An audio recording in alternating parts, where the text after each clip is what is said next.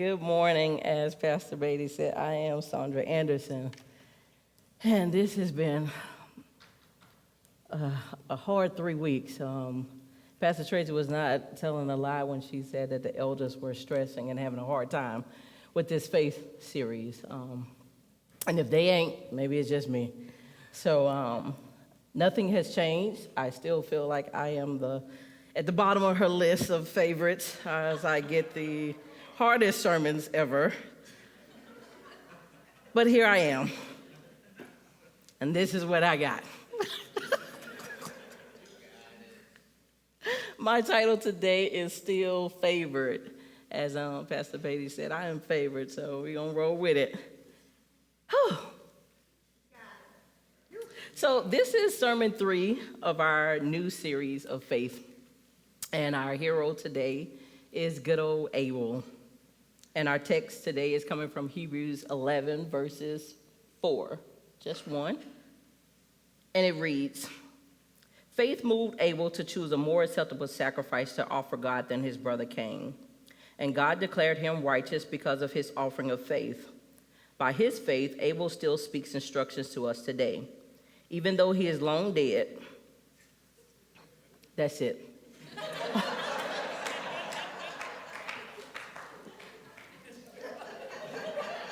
It didn't click with me either, and yeah. So if you are confused about Abel or you don't remember, I think it's only best that we go backwards to go forward. So we're going to go back to the story of Cain and Abel, which is in Genesis chapter 4, verses 1 through 16. And yes, I said 16 verses. So yeah, settled in. So Adam made love to his wife Eve, and she became pregnant and gave birth to Cain. She said, "With the help of the Lord, I have brought forth a man," not a child, but a whole man. Later, she gave birth to his brother Abel.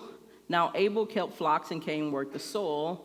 In the course of time, Cain brought some of the fruits of the soil as an offering to the Lord. And Abel also brought an offering, fat portions from some of the firstborn of his flock. The Lord looked with favor on Abel and his offering, but on Cain and his offering he did not look with favor. So Cain was very angry, and his face was downcast. Then the Lord said to Cain, "Why are you angry? Why is your face downcast? If you do what is right, will you not be accepted? But if you do not do what is right, sin is crouching at your door. It desires to have you, but you must rule over it." Now Cain said to his brother Abel, "Let's go out into the field." While they were in the field, Cain attacked his brother and killed him. Then the Lord said to Cain, "Where is your brother Abel?" "I don't know," he replied. "Am I my brother's keeper?" The Lord said, "What have you done? Listen, your brother blood cries from the ground to me from the ground. Now you are under a curse and driven from the land which opened its mouth to receive your brother's blood from your hand. When you work the ground, it will no longer yield its crops to you. You would be a restless wanderer on the earth." Cain said to the Lord, "My punishment is more than I can bear. Today you are driving me from the land, and I will be hidden from your presence. I will be a restless wanderer on the earth, and whoever finds me will kill me." But the Lord said to him, "Not so. Anyone who kills Cain will suffer vengeance 7 times over." Then the Lord put a mark on Cain so that no one who found him would kill him. So Cain went out of the presence of the Lord and lived in the land of Nod, east of Eden. The end. So, to me, y'all know I love crime TV, and this was interesting to me because it was crime TV Bible edition. The first murder in the Bible and in the first family. And this story I found very complex in so many ways. It goes from birth to a sacrifice to murder. And I really found myself upset with the author of Genesis because I just felt like a lot of information was left out. There are so many unanswered questions, and the lack of information made it very hard for me to figure out this whole faith with Abel. Like, what made him so special, and how did Abel end up in the heroes of faith? what faith do we even see in this story? So that was my 3 weeks of worry and pondering of what's so great about Abel. And I think this story of Cain and Abel was the first realistic story in the Bible. To Genesis 4, everything prior to that, you really kind of had a lot of faith to believe it. This was the first story in the Bible that I was like, I don't need a lot of faith to believe that. That's everyday life. Here we have jealousy, anger, and rejection. And although these don't sound like good traits to have, I found it relatable. I found it me, because I too have dealt with it, still deal with it. Jealousy, anger, rejection, still today. So I found myself sympathizing with Cain, because honestly, every time I read a book or if I watch a movie, I look for the character that I can relate to. I don't know if you guys do that too. So in this story, it wasn't good old Abel that I related to. I related a lot with Cain. So Cain was who I advocated for in this story. I mean, I do relate besides the murder part. I don't want you guys to get confused on that aspect, but I don't get that angry, but just want to throw that out there because I know you guys take it a little far. This story, in my opinion, made Abel look like a saint. I mean, all we know is he was born, he was a shepherd, he brought a sacrifice that the Lord favored, and then he died. That's it, that's all. We have nothing negative to say about him with the information provided. So I can't relate to Abel because that's not been the story of my life. So that's what made it hard to kind of understand what was so great about Abel. With the information we got, I see nothing special he did. I do not see how faith moved him in any kind of way to make it to the heroes of faith. What I actually saw in this was bounded set. I see a God portrayed that Abel made a good choice, so he was in. Cain made a choice that was not favored, so he was out. And that didn't settle with me.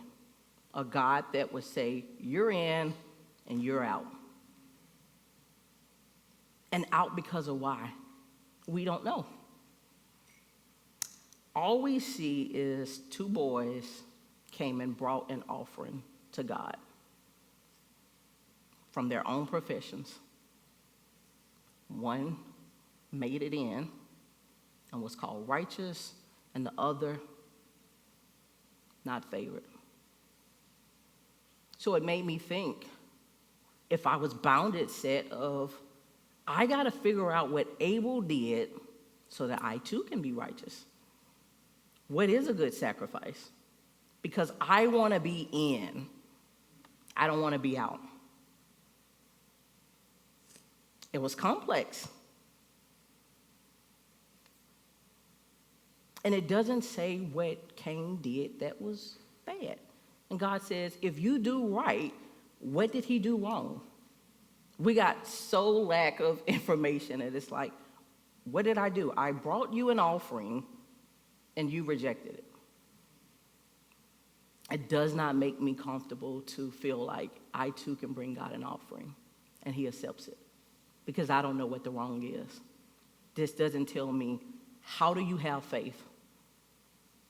It says, through faith, Abel made a good choice. What is the faith? Like, how do we define what the faith was? And what is the faith the size of a mustard seed? What does that even mean? How do you gauge and measure faith? Because we want to be right? We want to be in, but it doesn't tell us how to have faith, or what did that even look like. For me, which was even more discouraging, is I started thinking of the disciples who actually got an opportunity to walk with Jesus, touch him, talk with him. And there's occasions like when they were in the middle of the storm and they're crying out and they're like, careth not that we perish? And Jesus gets up and he's like, O ye of little faith. Then he goes, and it was another time where this demon-possessed boy was there, and his dad was a little snitch, in my opinion, and he goes and he says, you know what, I asked these guys, and they could do nothing. And I'm like, you little snitch. And the disciple, and Pops talked about it. What did he call him? He called him faithless and perverted. And I said, whoa. And he said, how long would I be here with you? And he said, if you only had the faith the size of a mustard seed. Are you thinking like the disciples, like, I thought I had faith because I literally tried. They probably all tried and nothing happened. So what does that look like? When you're giving it all you got and Jesus is saying, if you only had a little faith the size of them, what more faith can I have?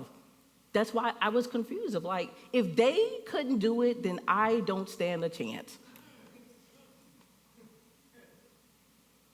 Because how do you gauge it? How do you get it right?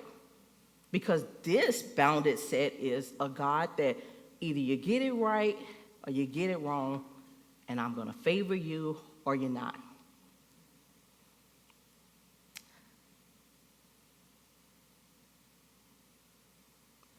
I'm not saying that, Cain had issues, but I feel like his reaction was a little extreme. Most people, when they get rejected, they start thinking, wow, what did I not do? They get sad, maybe confused. Cain went 0 to 100 real quick. So I feel like maybe something was already going on with Cain. Now, this is my thoughts. Do not make this your thoughts. But I started thinking about, what do we know about the brothers? What we know is that Adam and Eve were their parents. Cain is older than Abel. Cain was the tiller of the soil, meaning he was a farmer, and Abel was the keeper of the sheep, meaning he was a shepherd. Now, if you remember back in Adam and Eve, when they got kicked out, the Lord told them, hey, I'll make you this promise. Tilling the soil is going to be hard for you.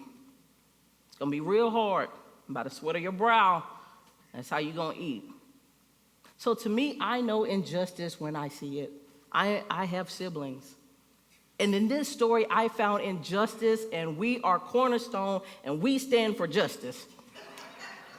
And I said, why is it that Cain is working hard, tilling the soil and sweating, and good old Abel is out tending the sheep, probably gazing at the stars and, singing songs and, out guiding. And Cain is like, do you see my hands?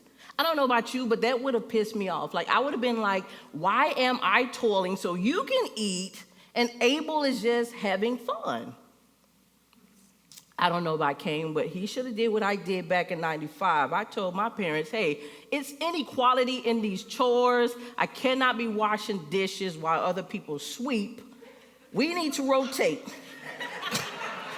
Because I see her washing off counters, and I'm washing a million dishes. So we created a rotation so that nobody feels that you working hard while you sweeping the floor. So I'm just saying maybe that would have helped him like it helped me, because it helped me feel like some justice was done.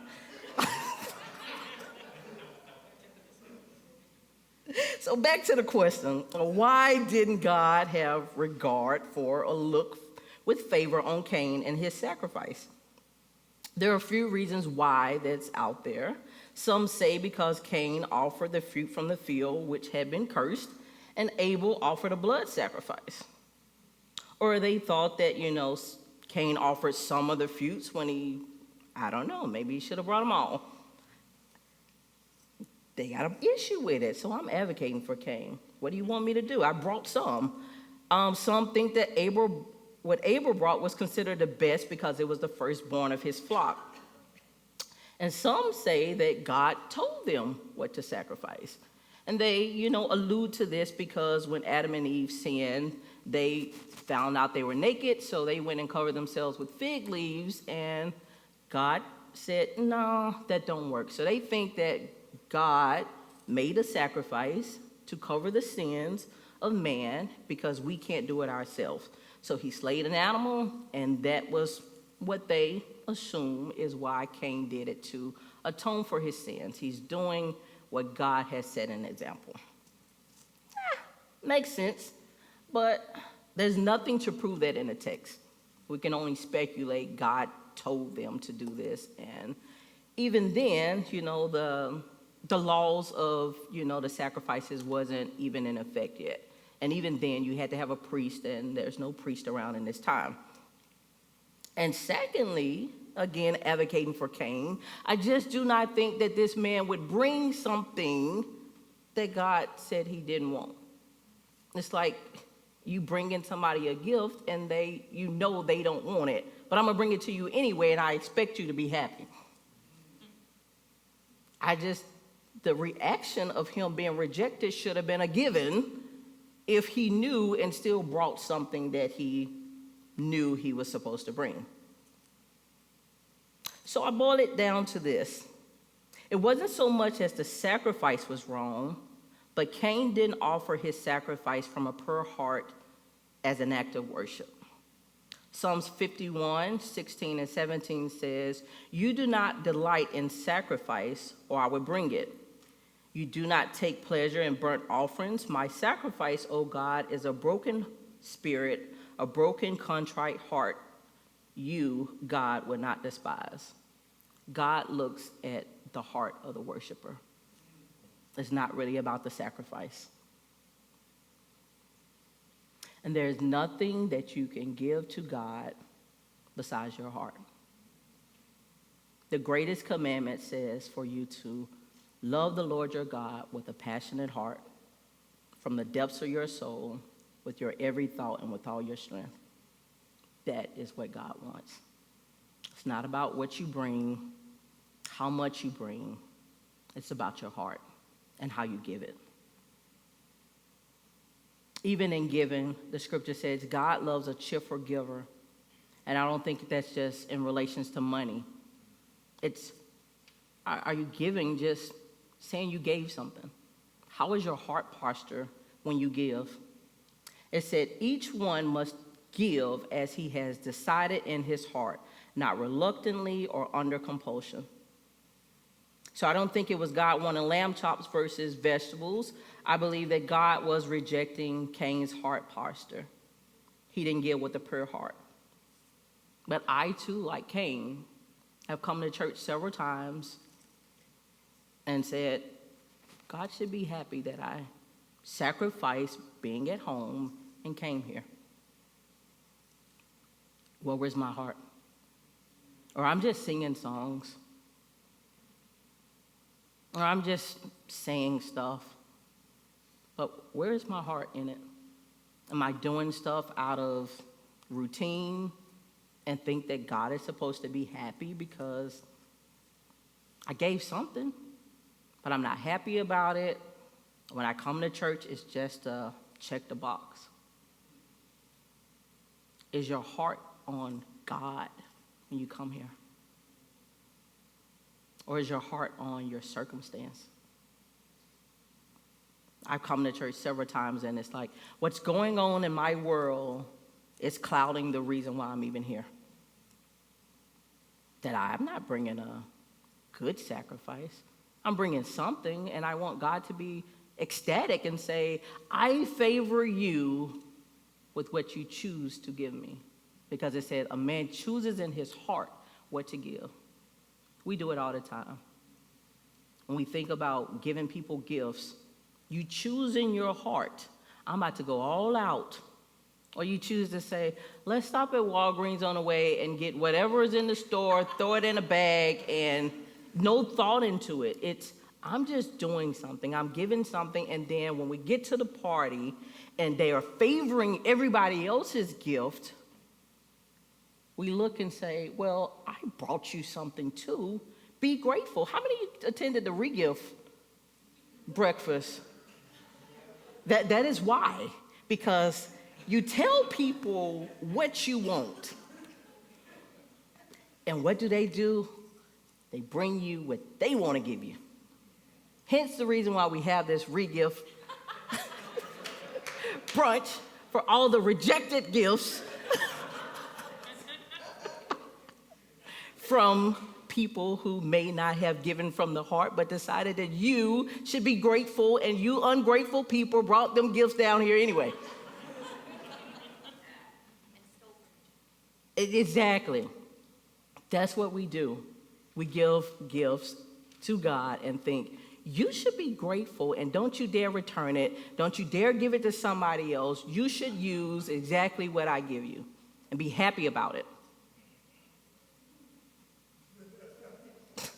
We funny, man.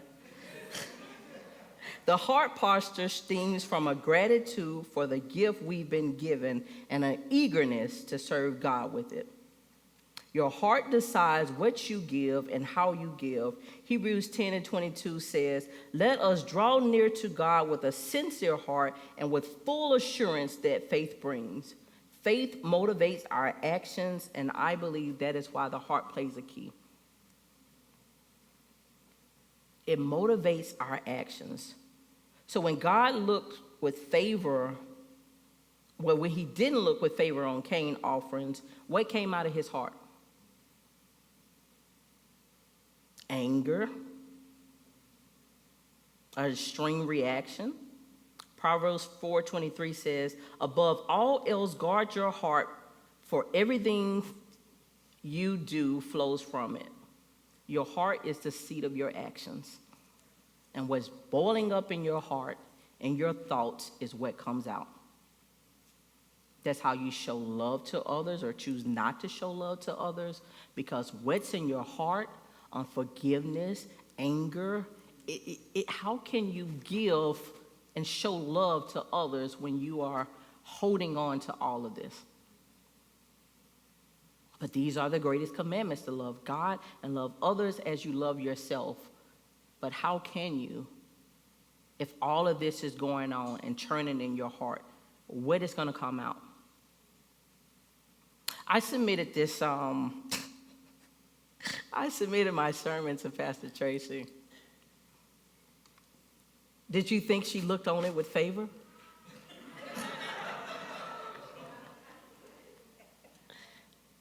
She gave it to me real. How did I react? Did I say, forget you, I'm going to do what I want to? It's the heart. The heart to say, if I tell you, if you do what is right, you too can be accepted.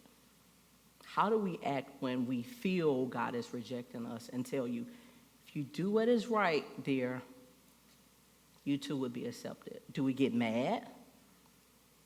Run away and hide like we do people? When we get issues with people, the first thing we try to do is run and hide because I don't want to face it. I don't want to fix it. I'm going to go run and hide. It's what's in your heart. Do you want to change? Because at the end of the day, in this story, in my opinion, God wasn't thinking about Abel. Abel is like these religious people who think that they have arrived. It's, okay, you're good. Good for you. You're the 99. Good for you. God turns to Cain. And why we think Abel is the one that's favored, God turns to Cain, the rejected one, and says, if you do well, you too would be accepted. He didn't leave. God didn't just eat up Abel's stuff and say, good for me, I'm out of here, you're in, you're out. The God that I know stayed there, like he stays with us and says, you are the one. Forget the 99. You're good. Good for you. Let me focus on the one who I still see purpose in, that I still see. He motivated him. He said, you know what? Sin is crouching at your door, but I still see that you can overcome it. Now, what kind of faith is that? But we saw him rejected, and God is saying, no, I still see that even though some is wanting you so bad, I know you can do it. That's the God that I know, that while everybody's thinking, oh, I got rejected, are you seeing that God is still with you? That he's focusing all of his attention to say, yeah, you're good, but it's you that I want you to say, I still want you. You can get this right. There's several times where Billy and I would tell him to do something, he'll do something half-heartedly, and he wants me to accept it and be happy. And sometimes Brittany will say, well, he did his best. Give him a chance, Mo. He did his best.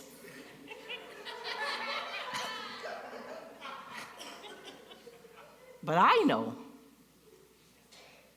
that I got something better for that boy. And I know you can do better because I've seen you do better. So I'm not going to say, I'm going to accept this because you tried. The loving parent in me says, go back and fix this. And I still would be here waiting. I still would be just as happy if you got it right the second time or the third time, but I know you can get it right. But sometimes we don't want God to be a parent. We only want the good stuff. But then we say, God is punishing me. No, God is correcting you. No parent in here that I assume is just going to let their child run havoc and just keep doing what they want to do. It's a corrective love that he's saying, I'm still here, and I got faith in you. Do what is right, and you too would be accepted. What does Cain do? He had a choice. But it says he looked away. Downcast means someone turning their face downward and away. Cain took his eyes off of God. And even in that moment where God is inviting and he's pulling and pleading, hey, come on, get it right, Cain says, nope. How many times do we do that? Because we hurt. We rejected. And he looked away instead of gazing on God. You look at your circumstance. We come and all of these circumstances and everything that we got going on, we take our eyes off of God and start looking at my circumstance. I'm looking at my problem. And God is saying, if you turn your head and face me, I look toward the hills from which cometh my help. But instead, we focus on the circumstances, and God is saying, you too, I got something for you, but we want to focus on our circumstance. We want to take our gaze off God, and trust me and believe me, I've had my eyes off God. And then we blame other people. Oh, it's the church people that push me away. It's these people. It's these people. We get mad at people instead of God because Abel wasn't a problem. But we mad at God, we're going to take it out on other people and blame other people when we should look inward and get it right so we too can move on. But what do? I don't want to focus on God. This is my circumstance right here, right now. Instead of focusing on God and God saying, hey, I believe in you. Yeah, I know sin is knocking at your door every day. Sin wants you to clap back every day. But are you going to focus on me or are you going to focus on these people? These people getting on your nerves every day, you're going to focus on them and get distracted so they can start turning in your heart so you can get pushed to do what sin is crouching to give you? Or are you going to say, God, regardless of what these people are doing, I'm going to keep my eyes on you? But Cain says, come here, brother. Let's go for a walk. And he killed that boy. And even then, God still chased him down. God still follows him and says, Oh, man, what you done did? And Cain is like, oh, man, this too much for me. We don't like the consequences. That's too much for me. It wasn't too much when you took this boy's life. But now my punishment is too much. And God, who could have rejected him then, still said, you know what? I'm going to mark you. And anybody mess with you, my vengeance is 7 times worse. The love of God that even when we go to the far extreme and go away from his presence, he said, I still mark you and I call you mine. Cain still had access to a good life. God marked him and said, I'll go tooth and nail for you so that no harm can come to you. That even if we make our beds in hell, God is still there. There is nowhere we can go to escape the love of God. That's the favor that I still see on Cain. So stop worrying about if I got rejected or God moving in their life and ain't moving in my life. I'm at a standstill. Come do something for me, God. Are you seeing that he is chasing you? If you stop worrying about what he's doing for somebody else and be grateful and see the gratitude of what he's doing for you. Even in your wrongdoing, he is still chasing you down. Leaving the 99, leaving the good people, like the prodigal son. He said, go ahead, live whatever life you think you want to live. And I'm still here. And when you decide to come back, because God ain't never left. When you decide to make the choice to come back, I'm here with open arms, ready to give you a party. Because my lost child is back. So the faith that I see is trusting in a faithful God that no matter what I do, no matter how far I run, no matter how far I try to hide, that if I make my bed in hell, he's still chasing me. You're not rejected. You're not the unfavored one. As a parent, it's kind of hard to have children and say, oh, nobody's your favorite. You may have a good day where you may outshine the other, or you may have a bad day where you outshine with your badness, but at the end of the day, we're all his favorite. It's the invitation that when you take your eyes off of God, are you willing to say, I'm going to get it right and refocus and get my eyes back on you? Or am I going to be mad and take it to another extreme? Where is your heart posture? What are you bringing? Are we going through the motions? Or is your heart passionately seeking God? That regardless of your circumstance, focus our gaze on God, because he's always there, inviting us deeper. His love will chase us down.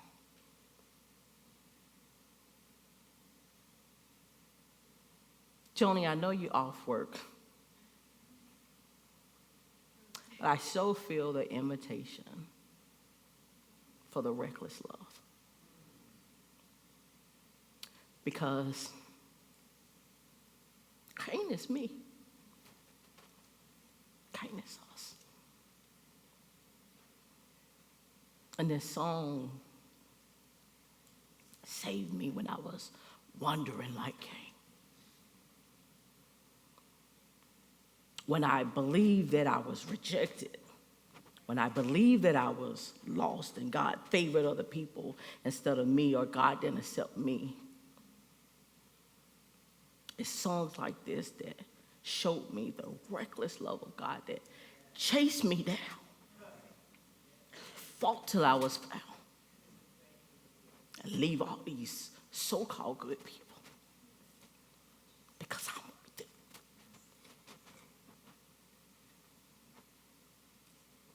And there's nothing you can do to earn it. And we definitely don't deserve it. But I got faith in a God that would chase me down, no matter how many times I turn my face away from him. He's there guiding me and pushing me to focus on him. And that's also for you.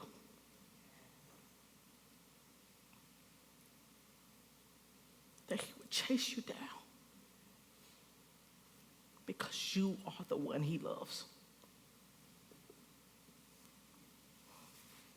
So, Joni, if you can play that for us. And if you feel like you've been that rejected person, the altar is open. And even if you choose not to come up here, let these lyrics and what God is speaking sing over you. And I pray that it be true for you as it's always true for me. Every time Joni plays this song, she says, Saundra, I played it for you. Because she knows that this is evidence for me.